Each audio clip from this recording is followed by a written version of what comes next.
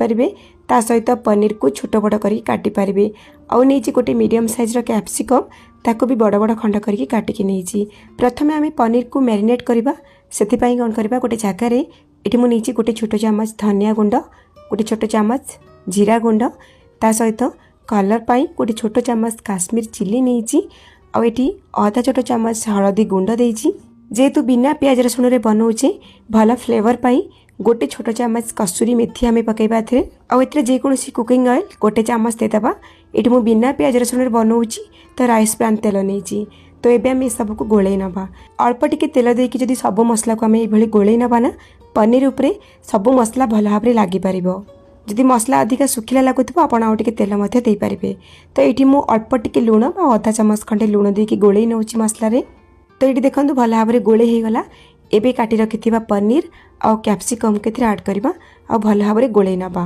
दर्शक बंधु आज रेसिपी जदि आपको पसंद आसो वीडियो को लाइक करेंगे शेयर करेंगे। चैनल रे जदि नुआ ताले प्लीज सब्सक्राइब करने। फेसबुक पेज रे देखुथिले फॉलो तो निश्चय करेंगे। और ये वीडियोटी को आपण मैंने केउ केउ जिले में देखुं कमेंट सेक्शन में मत निश्चय जनइबे। तो देखो मु गोलई नहीं तो सांगे सांगे गोलई सारापर आपको आम भाजवा।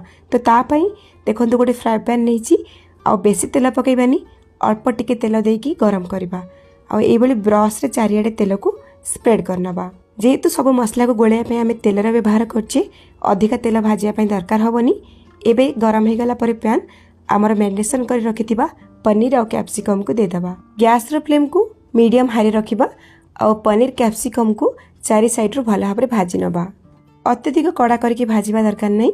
हल्का हल्का गोल्डन कलर आमर पनीर और कैप्सिकम उपरे आसीबा दरकार। तो ये भाव में किसी समय भाजिला परे ये देखिए पनीर उपरे भी कलर आसी जाइए आउ कैप्सिकम उपरे भी हल्का कलर आसी जाइए। बस एतिकी पर्यंत आम भाजवा आठु आउ बेसी भाजवा दरकार नहीं। एबे आम ए पनीर कैप्सिकम भजा को गोटे प्लेट को बाहर करके साइड रखिबा। एबे चलंतु ए रेसिपी पाई आम मसला रेडी करवा। समस्ते जानिछन्ती बिना प्याज रसुण रे पनीर मसला माने से काजू पोस्त चारमगज दही ए सब देकी आम बनै थांती जोथि पाई कि पनीर मसला एकदम क्रीमी और टेस्टी बनी थाए। जेहेतु आम से सब किछि दौने ता बदल रे एठी मु गोटे बड़ा चामच नेछि कंचा चिना बादाम ता सहित एठी मु 3टा नेछि कंचा लंका और गोटे इंच रा कटा अदा और 2टा मीडियम साइज रा कटा हैतिबा टमाटो। एपटे देखंतु जो पैन रे आमे पनीर को भाजी थिले सेतरे हल्का हल्का टिके तेल लागिथिला। तो सेही तेल रे प्रथमे आमे कंचा चिना बादाम को 1 ରୁ 2 मिनिट भाजी नबा मीडियम फ्लेम रे। प्रथमे टिके चिना बादाम को भाजी देले तार कंचा वासना पळेबो टेस्ट भल आसीबो। टिके भाजी गला परे टमाटो अदा कंचा लंका को देकी भल भाबरे गोळै नबा। मसला को बा ग्रेवी को अधिका फ्लेवरफुल बनिया पई एठी मु किछि फ्रेश धनिया पत्र रो डेम्फो नेछि जदि थिबो निश्चय पकेबे। आउ अधा चामच रो टिके कम लुण देकी आको भल भाव गोलई नवा और लो टू मीडियम फ्लेम रे कवर करके ए सब को एकदम नरम बा सॉफ्ट होला पर्यंत भाजी नवा। 3-4 मिनिट भाजला परे एठी टमाटो भल भाव भाजी हो जाइछि और नरम भी हो जाइछि। एबे आमे गैस रो फ्लेम को ऑफ करके ए सब को आमे ठंडा करबा।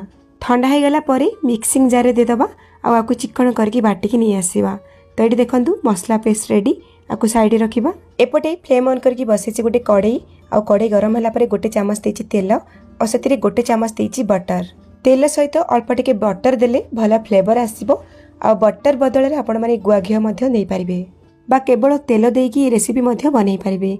एबे हम एथिरे गोटे तेजपत्र गोटे चामच जीरा 2-3 खण दालचीनी 4-5टा लवंग गोटे गुजराती देकी किछि समय पय भाजी नबा। जीरा भल भाव फुटीगला आ सब गोटा मसला भाजी गला गैस रो फ्लेम को स्लो करके से गोटे चामच कसूरी मेथी गोटे चामच काश्मीर चिली गोटे चामच जीरा गुंड गोटे चामच धनिया गुंड अधा चामच देदबा हलदी गुंड आ स्वाद अनुसार देदबा लुण। देखिकी लुण पकेबे कहीं आगरू पनीर भाजला बेले मध्य लुण देथिले। बिल्कुल भी सब गुंड मसला को पोड़ीबेनी लो फ्लेम रे सब को किछि सेकंड पय भाजी नेबे। देखंतु बढ़िया कलर आसीगला।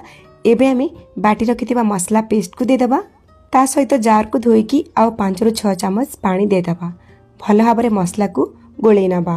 एबे आमे मसला को कसिबा जेते मसला भल भाव कसी हबो ना तरकारी टेस्ट सेते भल आसीबो। जेहेतु आमे मसला रे चिना बादाम को बाटिकी देइछे मसला बहुत जल्दी तळु लागि जिवो सेति पय आमे गैस रो फ्लेम को लो टू मीडियम करके कवर करी करी आको आमे कसिबा 6 ରୁ 7 मिनिट पर्यंत। एमिति कसिबा जेंति कि मसला रो तेल पूरा सेपरेट ही जिवो तो ये देखिपे 6-7 मिनिट पर मसला भल भाव में कषि जाइए। मसला कषला बेले मसला सुखिला लगिले से अल्प टिके पानी देकी मसला को कषि पारे। एबे आम ए गोटे चामच दबा क्षीर सर।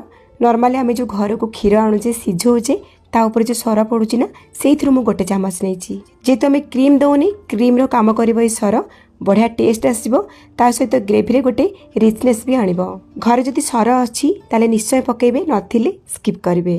क्षीर सर को देकी भल भाव में गोली सारा पर भाजी रखि पनीर और कैप्सिकम को देकी भल भाव में गोलई नबा और लो टू मीडियम फ्लेम रे आउ 2-3 मिनिट आम मसला सहित पनीर कैप्सिकम को कषि नबा। तो पनीर कैप्सिकम मसला सहित टिके भाजी गला पर एथिरे आम पानी ऐड करबा। एठी मो पाखापाखि गोटे बड़ ग्लास गरम पानी ऐड करिछि। जेहेतु पनीर मसला बनाऊँगी बेसी झोल मु रखिबिनी अल्प पानी देइछि। आपण माने जदि झोल टिके रखिबे अधिका टिके पानी दे पारिबे।